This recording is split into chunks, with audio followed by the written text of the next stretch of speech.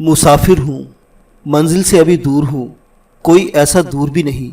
अगर कब्र ही इंसान की मंजिल है तो फिर किसी भी दिन किसी भी वक्त जा पहुँचूँगा। लेकिन दानिश्वर कहते हैं कि इंसान की मंजिल कब्र नहीं होती। कब्र में तो इंसान मरकर उतरता है, बल्कि उतारा जाता है। फिर इंसान की मंजिल क्या है? मेरी मंजिल क्या है? कहाँ है मेरी मंजिल? अस्सलाम वालेकुम दोस्तों, पिलानबी की जासूस सीरीज में खुश आमदीद। मुअज़्ज़िज़ सामीन हज़रात, आइए सुनते हैं अनायतुल्लाह की सरगुज़श्त किस्त नंबर 36। मुअज़्ज़िज़ सामीन, आपसे उम्मीद की जाती है कि वीडियो को लाइक करें और चैनल को भी सब्सक्राइब कर दें। शुक्रिया। मुअज़्ज़िज़ सामीन, अब मैं आपको हवालदार फजल दाद की कहानी सुनाऊंगा। इंसान चांद पर पहुंच गया है। इंसान खला की सुरागरसानी कर रहा है। फिर इंसान ये दावा करता है कि उस जमीन के हर गोशे, हर कोने खिदरे तक पहुंच गया है। लेकिन कहीं ना कहीं से खबर मिलती है कि दुनिया के फला फला मुल्क के फला फला इलाके में अजीबोगरीब जानवर या अजीबुल खलकत इंसान देखने में आए हैं। या ये कि इंसान तो हम जैसे हैं, लेकिन इनकी आदत और उनके तौर उतवार परिंदों जैसे हैं। इसमें भी कोई शक नहीं कि दुनिया में पत्थर के ज़माने के लोग आज भी मौजूद हैं, जिन्हें मालूम ही नहीं कि इंसान साइंसी तरक्की के किस अरूज पर पहुंच चुका है। एक बर्फानी इंसान देखा गया जिसका तमाम का तमाम सर जिस्म से पांव तक रीछों की तरह स्याह काले बालों से ढका हुआ है।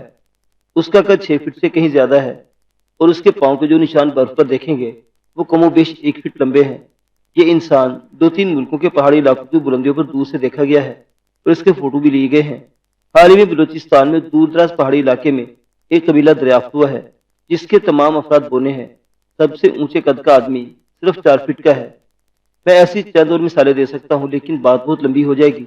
इस तमहीद से मेरा मतलब यह है कि यह दावा सही नहीं कि इंसान ने कुर्रा अर्ज के हर गोशी की तहकीक कर ली है। अल्लाह की बनाई हुई दुनिया बहुत ही वसी और अरीज है और अल्लाह की इस सरजमीन पर अभी बहुत से राज हैं जो इंसान से बेनकाब नहीं हुए।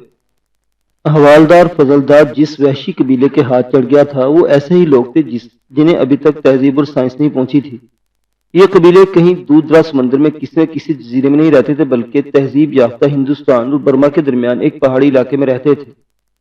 तहजीब और जदीद तमद्दुन में घिरे हुए होने के बावजूद तहजीब जदीद से नावाकिफ थे या उन्हें दीदा दानस्ता अपने आप को तहजीब से दूर रखा हुआ था। ये नांगे यानी बिल्कुल बरहना रहने वाले वहशी लोग थे जो पहाड़ियों की बुलंदी पर रहते थे। मैं ये दास्तान बहुत पहले लिख चुका था। 1 मई सन 1995 का अमरीकी रिसाला टाइम देखा। इसमें खबर पड़ी जिसने मेरे रोंगटे खड़े कर दिए। मैं इस खबर का तर्जमा इस बाब में इजाफे के तौर पर पेश कर रहा हूँ। ये इसमें जरूर शामिल कर लें। ये खबर पढ़कर अपनी राय खुद ही कायम करे कि इंसान में इंसान खोरी तहजीब याफ्ता होने के बावजूद मौजूद है। खबर यह है, ये बात अफ्रीका के जंगली हबशों की नहीं बल्कि जनूबी चीन के मुहज्जब लोगों की है। जनूब में चीन की सरहद जहां हांगकांग से मिलती है वहां चीन का एक शहर शहरीन आबाद है। अमरीका के हफ्त रोजा रिसाले टाइम ने 1 मई के शुमारे में खबर दी है कि हांगकांग के सरहदी इलाके के लोगों ने सुना है कि चीन के शहर शरीन में एक खास यखनी यानी सूप पिया जाता है। ये यखनी उन बच्चों के गोश्त पोस्ट से बनाई जाती है जो भी पैदा नहीं हुए और रहमे मादर में 8 या 9 हफ्ते पूरे कर चुके हों। टाइम मैगजीन लिखता है कि यखनी इसलिए पी जाती है कि इससे जिस्म की जिल्द मुलायम और पुरकशिश हो जाती है और ये यखनी इंसान को हमेशा सेहतमंद रखती है। यह भी पता चला है कि चीन के इस शहर के सरकारी अस्पताल और हर प्राइवेट क्लिनिक से ये जनीन मिल जाते हैं। बहुत ही मामूली है, सिर्फ $3 फी जनीन यानी 30-32 रुपए। ये खबर गुज़श्ता साल हांगकांग जुबानी पहुंची तो हांगकांग के लोगों ने इसे सच न माना। सच मानने वाली बात नहीं थी। कोई मुहज्जब और होशो हवास वाला इंसान उस बच्चे की यखनी नहीं पी सकता जिसकी उम्र रहमे मादर में 8 या 9 हफ्ते हो चुकी होती है, बल्कि नौज़ायदा बच्चे के साथ भी कोई इंसान ऐसा सलूक नहीं कर सकता। लेकिन हांगकांग में ये बात फैलती चलेगी। आखिर हांगकांग के 3-4 सहाफ़ी सरहद पार करके चीन के उस शहर में गए और एक प्राइवेट क्लिनिक के मालिक डॉक्टर से मिले। उन्होंने ये ना बताया कि वो सहाफ़ी हैं या वो हांगकांग से आए हैं। उन्होंने ये जाहिर किया कि वो जल्दी अमराज के मरीज हैं और वैसे भी इनकी सेहत गिरी गिरी सी रहती है और उन्होंने सुना कि यहाँ एक खास यखनी पी जाती है जो जिल्द और सेहत को ठीक रखती है। ये सहाफ़ी हैरान रह गए कि इस चीनी डॉक्टर ने बिला झिझक और बेखौफ होकर बताया कि यखनी इसके यहाँ से मिल सकती है, लेकिन इन्हें इंतजार करना पड़ेगा। इसने इन्हें बताया कि जनीन की यखनी सरकारी अस्पताल और हर प्राइवेट क्लिनिक के डॉक्टर खुद भी पीते हैं। इसने यखनी बनाने का तरीका बताया कि जनीन को माँ के पेट से निकाल कर और साफ करके पानी में डाला जाता है और इसे जोश दिया जाता है। इसमें चूंकि जरा नागवार सी बू होती है इसलिए इसमें अदरक और लहसुन भी डाला जाता है। یہ صحافی وہاں کے دو اور ڈاکٹر سے ملے، انہوں نے بھی ایسی ہی باتیں کی اور پردہ ڈالنے کی ذرا بھی کوشش نہ کی۔ قدرتی طور پر سوال اٹھتا کہ اتنے جنین مل کہاں سے جاتے ہیں؟ اس سوال کا جواب یہ ملا کہ چین میں خاندانی منصوبہ بندی کا قانون بہت ہی سخت ہے۔ شادی شدہ جوڑا صرف ایک بچہ پیدا کر سکتا ہے۔ اگر کسی کے ہاتھ دوسرا بچہ پیدا ہو جائے تو اس کے باپ کو سزا ملتی ہے۔ اس اتنے سخت قانون کا ایک نتیجہ یہ سامنے آ رہا ہے کہ میاں بیوی ایک بچہ پیدا کرتے ہیں اور وہ لڑکی نکل آتی ہے۔ ہر ماں باپ لڑکا پسند کرتے ہیں لیکن وہ دوسرا بچہ پیدا نہیں کر سکتے۔ وہ نوزائیدہ بچی کو مار کر کہیں غائب کر دیتے ہیں یا زندہ ہی کہیں پھینکاتے ہیں اور یہ ظاہر کرتے ہیں کہ ان کا بھی کوئی بچہ پیدا نہیں ہوا، اور پھر یہ کوشش کرتے ہیں کہ ان کے لڑکی کی خواہش پوری ہو جائے۔ چین میں اکثر نوزائیدہ بچیاں باہر پڑی ملتی ہیں۔ یوں بھی ہوتا ہے کہ ایک عورت نے ایک بچہ پیدا کر لیا اور پھر امید سے ہو گئی۔ ایسی مائیں پرائیویٹ ڈاکٹروں کے پاس جا کر اسقاط حمل کرا لیتی ہیں۔ رحم مادر میں بچے کی عمر عموماً 8-9 ہفتے ہو چکی ہوتی ہے۔ ڈاکٹر یہ جنین رحم مادر سے نکال کر اپنے پاس رکھ لیتے ہیں۔ بعض عورتیں سرکاری ہسپتال میں جا کر ابارشن کرا لیتی ہیں۔ اس کا مطلب یہ ہے کہ چین کی حکومت نے لوگوں کو اسقاط کی اجازت دے رکھی ہے، یعنی پیٹ میں دوسرا بچہ پرورش پانے لگے تو اسے ضائع کر دو۔ یہ نہیں بتایا جا سکتا کہ وہ کون ڈاکٹر تھا جس نے سب سے پہلے جنین کی یخنی بنائی اور یہ تجربہ کیا کہ اس یخنی کے یہ فوائد ہیں۔ بہرحال یہ بالکل صحیح ہے کہ چین کے اس سرحدی شہر میں یہ یخنی کی جاتی ہے جو مہذب دنیا کا کوئی انسان تصور میں نہیں لا سکتا۔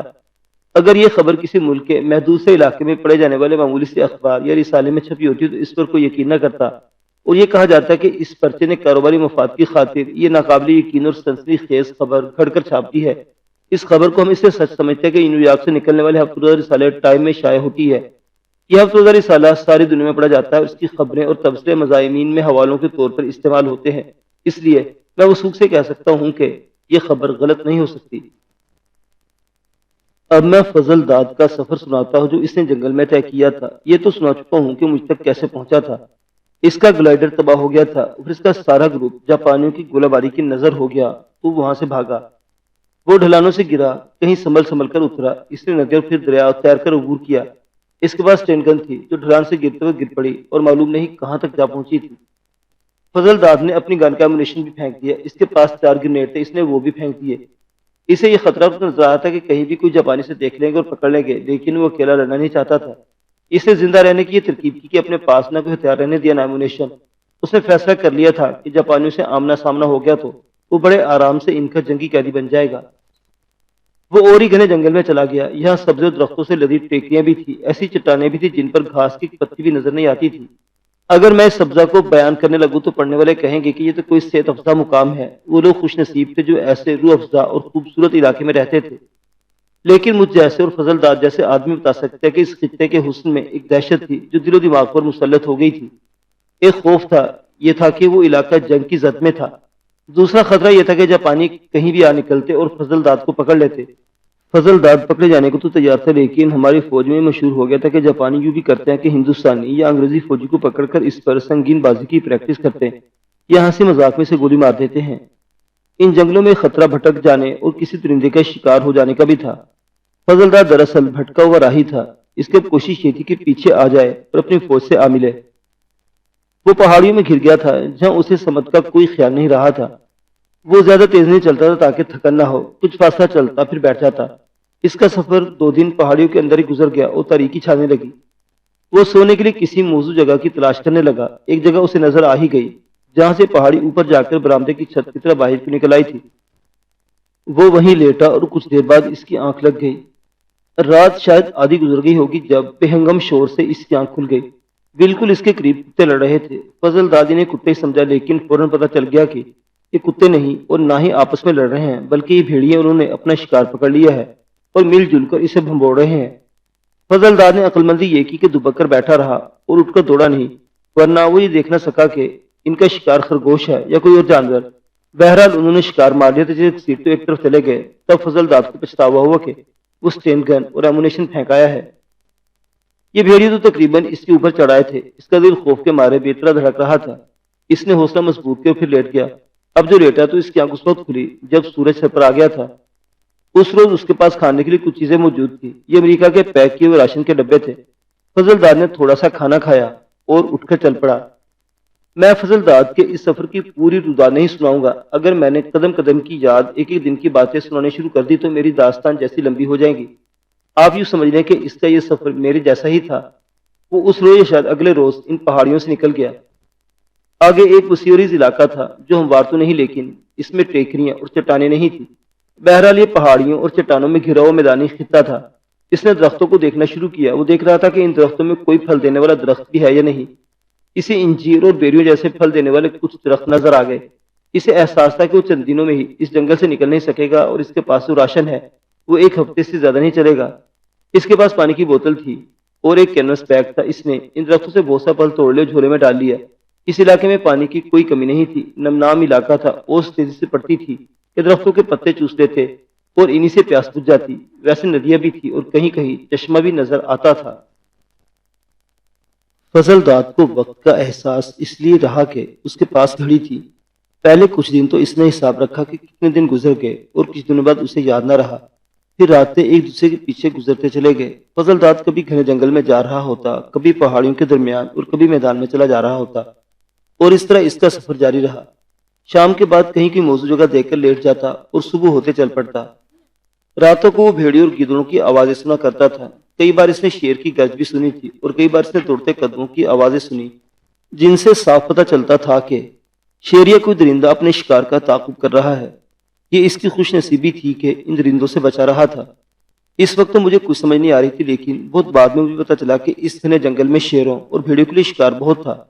میں برما کے جس جنگلاتی علاقے میں تھا وہاں میں نے خنزیر کبھی نہیں دیکھا تھا۔ فضل دار نے بتایا کہ جنگل کے جس حصے میں وہ جا پھنسا تھا وہاں جنگلی خنزیر خاصی تعداد میں نظر آتے تھے۔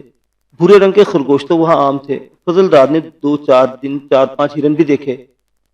اگر درندوں کے لیے شکار نہ ہوتا تو فضل دار کبھی کسی بھیڑیا شیر کے پیٹ میں پہنچ چکا ہوتا۔ فضل دار نے سنایا کہ ایک روز وہ چلتے چلتے ایک ٹیکری پر چڑھ گیا۔ ٹیکری بہت اونچی نہیں تھی۔ وہ ارد گرد کے علاقے کو دیکھنا چاہتا تھا۔ اس کی توقع یہ تھی کہ کہیں آبادی نظر آ جائے، لیکن وہاں آبادی کا نام و نشان بھی نہ تھا۔ فضل دار نے سنایا کہ وہ ٹیکری پر چلا گیا تو آگے ہی اسے پانی کھڑا نظر آیا۔ یہ قدرتی تالاب بنا ہوا تھا۔ یہ کوئی زیادہ لمبا چوڑا نہیں تھا۔ اس تالاب کے ایک طرف خاصی کھلی جگہ تھی جو ہموار سے کچھ پرے ہٹ کر دیوار کی طرف ایک چٹان کھڑی تھی جو اس ٹیکری کے ساتھ آ کر مل جاتی تھی جس پر فضل داد کھڑا تھا۔ فضل داد کو 6-7 خنزیر نظر آئے جو اس وقت تالاب سے پانی پی رہے تھے۔ ایک تو گھنی جھاڑیاں تھیں جن کے پتے چوڑے تھے۔ فضل داد نے دیکھا کہ ایک اژدھا ان جھاڑیوں میں سے منہ نکالا، پھر آہستہ آہستہ اژدھا جھاڑیوں سے باہر آنے لگا۔ وہ بہت ہی موٹا اور بڑا ہی لمبا تھا۔ کچھ دیر بعد پورے کا پورا باہر نکلا۔ فضل داد کا تو جیسے سانس روکے اس نے کبھی اژدھا نہیں دیکھا تھا۔ گھاس ذرا اونچی تھی اور اژدھا اس میں رینگتا ہوا خنزیروں کی طرف جا رہا تھا۔ جب وہ ان کے قریب پہنچا تو خنزیروں نے شاید اس کی مشک سونگھ لی ہوگی۔ وہ سب اکٹھے بت گئے اور پیچھے ہٹے۔ اژدھا اس خنزیر پر جھپٹا جو اس کے قریب تھا، لیکن اس کا منہ خنزیر تک نہ پہنچ سکا۔ خنزیر بھاگ اٹھے، لیکن یہ خنزیر جس پر اژدھا نے حملہ کیا تھا اپنے ساتھیوں کے پیچھے جانے کی وجہ گھبرا کر چٹان کی طرف دوڑ پڑا۔ اژدھا بڑی تیزی سے رینگتا ہوا اس کے تعاقب میں گیا۔ خنزیر کا راستہ چٹان نے روک لیا تھا۔ وہ پیچھے کو دوڑا تو اژدھا نے اسے روک لیا۔ خنزیر کے بھاگنے کے لیے جگہ کافی تھی، لیکن ایسا لگتا تھا کہ اس میں بھاگنے کی طاقت ہی نہ رہی ہو۔ خنزیر نے ٹیکری پر چڑھنے کی کوشش کی تو اژدھا نے اس کو پیچھے گرا لیا۔ خنزیر بہت تیز دوڑنے والا جانور ہے، لیکن اس سے ٹیکری پر چڑھا نہ گیا۔ حالانکہ ڈھلان سیدھی اور کھڑی نہیں تھی بلکہ چڑھنے کے لیے نہایت آسان تھی۔ اس سے تو قدم بھی نہیں اٹھائے جا رہے تھے۔ میں نے یہ تماشا خود دیکھا ہے کہ بلی جب چوہے کے پیچھے دوڑتی ہے تو چوہے سے دوڑا نہیں جاتا۔ وہ اچھلتا ہے لیکن پوری طرح دوڑ نہیں سکتا۔ سانپ کے آگے بھی چوہے کا یہی حال ہوتا ہے۔ ایسے لگتا ہے کہ بلی یا سانپ چوہے کو اپنا ٹائز کر لیتے ہیں۔ اصل وجہ یہ ہے کہ چوہے پر اتنا خوف طاری ہو جاتا ہے کہ اس کی جسمانی طاقت سلب ہو جاتی ہے۔ ایسی ہی حالت اس خنزیر کی ہو گئی تھی جس کے تعاقب میں اژدھا آ رہا تھا۔ فضل دار نے بتایا کہ خنزیر ڈھلان پر چڑھتے تو پھسلنے لگا۔ اس کے پاؤں پھسلتے گئے۔ نیچے سے اژدھا اوپر آ رہا تھا۔ اس نے خنزیر کی پچھلی ٹانگ پکڑ کر نیچے گھسیٹ لیا۔ خنزیر ایسی خوفناک چیخیں ماری کہ فضل داد کا دل تیزی سے دھڑکنے لگا۔ اژدھا نے خنزیر کو اس طرح بھمبوڑا کہ خنزیر کا منہ اژدھا کی طرف ہو گیا۔ اژدھا نے اس کا منہ اپنے منہ میں لیا اور آہستہ آہستہ اسے بھمبوڑنے لگا۔ بہت عرصے بعد میں نے ایک کتاب میں پڑھا کہ اژدھا جس جانور کو پکڑتا ہے سب سے پہلے اس کا منہ گردن تک اپنے منہ میں لے لیتا ہے۔ وہ اس لیے کرتا ہے کہ شکار دم گھٹنے سے مر جائے۔ اس اژدھا نے خنزیر کا منہ اپنے منہ میں لے لیا۔ فضل دار نے بتایا کہ خنزیر ٹانگیں زور زور سے مارتا اور تڑپتا رہا۔ آخر اس کا جسم کچھ دیر بعد بے حس حرکت ہو گیا۔ اس سے پتا چلتا تھا کہ وہ مر گیا ہے۔ فضل دار نے سنایا کہ اسے یہی نظر آ رہا تھا کہ اژدھا اپنے جسم سے کئی گنا زیادہ موٹے تازے خنزیر کو نگل نہیں سکے گا اور اسے مار کر پھینک دے گا، لیکن ہوا یہ کہ اژدھا نے اسے آہستہ آہستہ نگلنا شروع کر دیا۔ فضل دار یہ دیکھ کر حیران ہو رہا تھا کہ اژدھا کا جسم خنزیر کے جسم کے مطابق پھیلتا جا رہا تھا۔ اژدھا نے آہستہ آہستہ پورے خنزیر کو نگل لیا. پھر اس کے اندر کی مشینری ایسی تھی کہ خنزیر اس کے جسم کے اندر پیچھے پیچھے ہٹتا جا رہا تھا. وہ اژدھا کے پیٹ میں جا رہا تھا. فضل داد حیران ہو رہا تھا کہ خنزیر اژدھا کے پیٹ میں جہاں جا رکا ہے وہاں سے اژدھا جسم خنزیر جتنا موٹا ہو گیا تھا. فضل داد نے اس واقعے کا اور منظر کا بہت ہی اثر قبول کیا. اس نے مجھے بتایا کہ اس پر تو جیسے سختہ داری ہو گیا تھا. اس نے اژدھا کا نام سنا تھا لیکن کبھی دیکھا نہیں تھا. دیکھا بھی اس طرح کہ اژدھا نے اپنے جسم کی موٹائی سے کئی گنا موٹے جانور کو نگل لیا تھا. فضل داد تو دلیر آدمی تھا لیکن اس پر خوف طاری ہو گیا تھا کہ اسے کبھی اس طرح اژدھا مل گیا تو وہ اسے اسی طرح نگل لے گا. فضل داد نے ٹیکری سے اتر کر وہ راستہ ہی چھوڑ دیا اور اندھا دھند ایک اور طرف چل پڑا. معزز سامعین حضرات، عنایت اللہ کی یہ سرگزشت ابھی جاری ہے. بقیہ واقعات اگلی قسط میں دیکھتے رہیے پلان بی کی جاسوس سیریز. اللہ حافظ.